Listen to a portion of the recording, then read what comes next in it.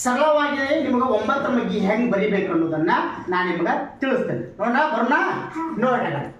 ಮೊದಲನೇದಾಗಿ 9 ಗುಂಡ್ಲೆ 1, 9 ಗುಂಡ್ಲೆ 2, 9 ಗುಂಡ್ಲೆ 3, 9 ಗುಂಡ್ಲೆ 4, 9 ಗುಂಡ್ಲೆ 5, 9 ಗುಂಡ್ಲೆ 6, 9 ಗುಂಡ್ಲೆ 7, 9 ಗುಂಡ್ಲೆ 8, 9 ಗುಂಡ್ಲೆ 9, 9 ಗುಂಡ್ಲೆ 10 ಇವು ಇಸ್ಕೊಳ್ತೀವಿ.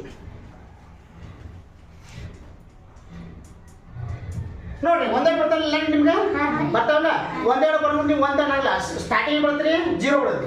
0 ಅಂತ ಬರ್ಕೊಂಡು 0 1 2 3 4 5 6 7 8 9 ಹೌದಲ್ಲ. 0 ಅಂದ್ರೆ 9 ನ ಬರ್ತೀವಿ. ಮತ್ತೆ ಬಿಟ್ರೆ 0 ಬರ್ಕೊಂಡು ಹೋಗೋದು. 0 ಅಂದ್ರೆ 0 1 2 3 4 5 6 7 8 9 ನೋಡಿ. 9 9 9 2 18 9 3 27 9 4 35 45 9 5 47 63 98 82 9 90 ನೋಡಿ ಎಷ್ಟು ಈಜಿ ಆಗ್ತಲ್ಲ.